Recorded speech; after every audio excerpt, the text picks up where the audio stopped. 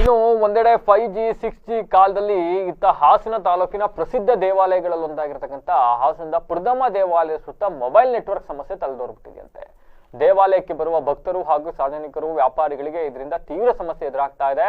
ಕೂಡಲೇ ಗ್ರಾಮದಲ್ಲಿ ಎದುರಾಗಿರುವ ನೆಟ್ವರ್ಕ್ ಸಮಸ್ಯೆಯನ್ನು ಪರಿಹರಿಸಬೇಕು ಅಂತ ಸ್ಥಳೀಯರು ಆಗ್ರಹಿಸ್ತಾ ಇದ್ದಾರೆ. ಅಂಡ್ ಏನಾಗಿದೆ, ಈ ಪುರದಮ್ಮ ದೇವಸ್ಥಾನಕ್ಕೆ ನೀವು ಪ್ರತಿ ಮಂಗಳವಾರ ಮತ್ತೆ ಭಾನುವಾರ ಬಂತು ಅಂದ್ರೆ ಅಲ್ಲಿ ಅತಿ ಹೆಚ್ಚು ಭಕ್ತರು ಬರ್ತಾರೆ, ಸಾವಿರಾರು ಭಕ್ತರು ಬರ್ತಾರೆ ಇಲ್ಲಿಗೆ.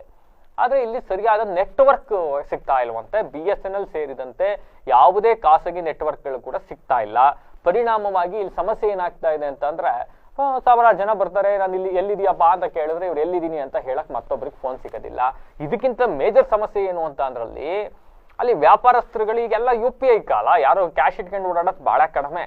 UPI ಕಾಲ, ಅಲ್ಲಿ ಏನಾದ್ರು ಖರೀದಿಸಿ ಸ್ಕ್ಯಾನ್ ಮಾಡಬೇಕು ಅಂತ ಅಂದ್ರೆ ಸ್ಕ್ಯಾನ್ ಮಾಡಕ್ ಆಗ್ತಾ ಇಲ್ಲ, ಕಾರಣ ನೆಟ್ವರ್ಕ್ ಇಲ್ಲ.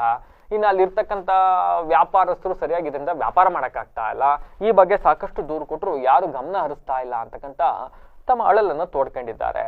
ಏನಾಗೋಗ್ಬಿಟ್ಟಿದೆ, BSNL ಸೇರಿದಂತೆ ಅಂತ ನಾನು ಯಾಕೆ ಹೇಳಿದೆ, ಕೇಂದ್ರ ಸರ್ಕಾರದ ಸ್ವಾಮ್ಯತೆಯಲ್ಲಿ ಹೊಂದಿರತಕ್ಕಂಥ ಸಂಸ್ಥೆ BSNL ಅವರು ಕೂಡ ಸರಿಯಾಗಿ ನೆಟ್ವರ್ಕ್ ಅನ್ನ ಜನರಿಗೆ ತಲುಪಿಸ್ತಾ ಇಲ್ವಂತೆ. ಇನ್ನು ಅದಕ್ಕೆ ಪೈಪೋಟಿ ನೀಡ್ತಾ ಇರ್ತಕ್ಕಂಥ ಖಾಸಗಿ ಸಂಸ್ಥೆಗಳು ಯಾಕೆ ಇಲ್ಲಿ ನೆಟ್ವರ್ಕ್ ಇಲ್ಲಿವರೆಗೂ ಒದಗಿಸಿಲ್ಲ ಗೊತ್ತಿಲ್ಲ. ಇದೇನು ಯಾವುದೋ ಒಂದು ರಿಮೋಟ್ ಏರಿಯಾ ಅಲ್ಲ ಇದು, ಹಾಸನದಿಂದ ಬಹಳ ಹತ್ತಿರದಲ್ಲಿ ಇರತಕ್ಕಂಥ ಏರಿಯಾ. ಆದ್ರೂ ಕೂಡ ಯಾಕೆ ಈ ನೆಟ್ವರ್ಕ್ ಸಮಸ್ಯೆ ಎದುರಾಗ್ತಾ ಇದೆ ಅನ್ನೋದು ಗೊತ್ತಿಲ್ಲ. ಇನ್ನಾದ್ರೂ ಈ ಸುದ್ದಿ ನೋಡೋದ್ಮೇಲೆ ಯಾರು ಪ್ರೈವೇಟರ್ BSNL ಅಂತೂ ಮಾಡಕ್ ಸಾಧ್ಯ ಇಲ್ಲ. ಸಂಪೂರ್ಣವಾಗಿ ಆ ಸಂಸ್ಥೆಯನ್ನ ಉಸಿರುಗಟ್ಟಿಸುವ ಸ್ಥಿತಿಗೆ ಸರ್ಕಾರ ತಗೊಂಡೋಗ್ಬಿಟ್ಟಿದೆ. ಇವತ್ತು ಅಂಬಾನಿ, ಜಿಯೋ, ರಿಲಯನ್ಸ್ಗೆ ಕೊಟ್ಟಂತ ಪ್ರೋತ್ಸಾಹವನ್ನ BSNL ಸಂಸ್ಥೆಗೆ ಕೊಟ್ಬಿಟ್ಟಿದ್ರೆ ಇವತ್ತು ನಾವೆಲ್ಲ ಈ ಸಮಸ್ಯೆ ಇಷ್ಟೆಲ್ಲ ಎದುರಾಗೋ ಸ್ಥಿತಿ ಎದುರಾಗ್ತಾ ಇರಲಿಲ್ಲ.